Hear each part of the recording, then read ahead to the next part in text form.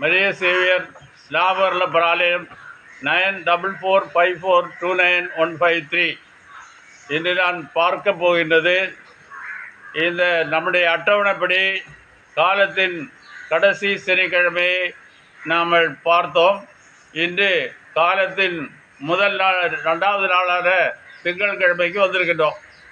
இன்றைக்கு தான் நாம் நம்முடைய ஆலயத்தினுடைய முதல் கிளை கோயிலான பத்திரிமேடில் உள்ள அரசருடைய ஆலயம் அது. அந்த ஆலயத்தை பற்றி கிறிஸ்து அரசருடைய ஆலயம் அது. அந்த ஆலயம் எங்கே இருக்கின்றது என்றும் அதனுடைய வழி போகிறதுக்குள்ள வழி எங்கே என்றும் நாம் பார்க்க போகின்றோம்.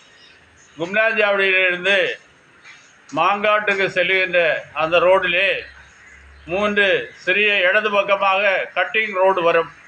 அதில் 3வது கட்டிங் ரோட்டில் நடந்து சென்றால் ஒரு 15 நிமிஷம் நடந்தால் அந்த ஆலயத்துக்கு செல்ல முடியும்.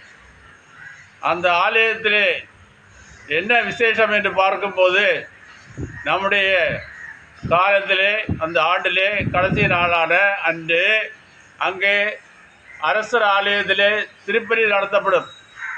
அந்த ஆண்டு முடிகின்றது. மற்ற நாட்களில் ஞாயிற்றுக்கிழமை அங்கே திருப்பலி இருக்கும். கிறிஸ்மஸ், ஈஸ்டர் ஆகிய நாட்களில் இரவு 10 மணிக்கு அங்கே திருப்பலி, 12 மணிக்கு ராமவரலபுர ஆலயத்திலே திருப்பலி. அந்த அளவுக்கு அந்த சிற்றாலயம் அது மகிமை உள்ளதாக திகழ்ந்திருந்ததிலே உங்கள் ஞாபகத்துக்கு கொண்டு வருகிறேன். இப்போது நாம் பார்ப்போம். இது 12வது ஆலயம் என்று சொல்லுகின்றோம். முதல் ஆலயம் பழவேற்காடு 1515ஆம் ஆண்டு. 2வது லெஸ், 3வது சாந்தோம், 4வது பட்ரோடு சோமையார் ஆலயம், 5வது லிட்டில் மவுண்ட் 1551 கட்டப்பட்டது.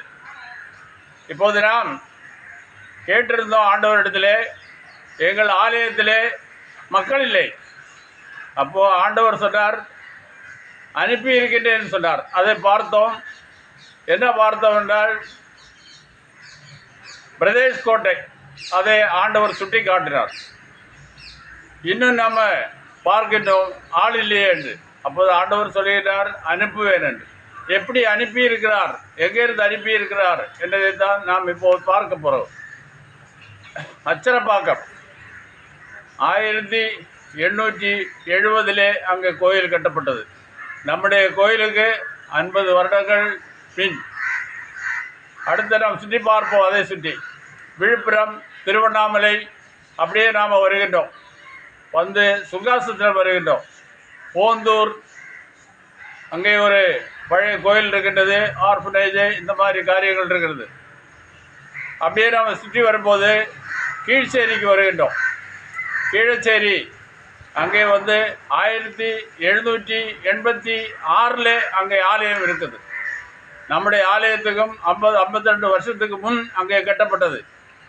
செல்லப்பட்டிடை, பன்னூர், நயப்பாக்கம், நெமிலிச்சேரி இந்த ஆகிய இடங்கள், அதை தொடர்ந்து வளர்ப்புறம், இப்படியுள்ள இடங்களில் இருந்து மக்கள் இருக்கின்றார்கள், கத்தோலிக்கர்கள் இருக்கின்றார்கள். இந்த மக்கள் எங்கே செல்ல வேண்டும் என்று தெரியாத தவிக்கின்ற ஒரு காலகட்டம் தான் 1962 நான் முன்கூட்டியே சொல்லியிருக்கின்றேன். நாளைய தினம் அந்த காரியங்களை பேசுவோம்.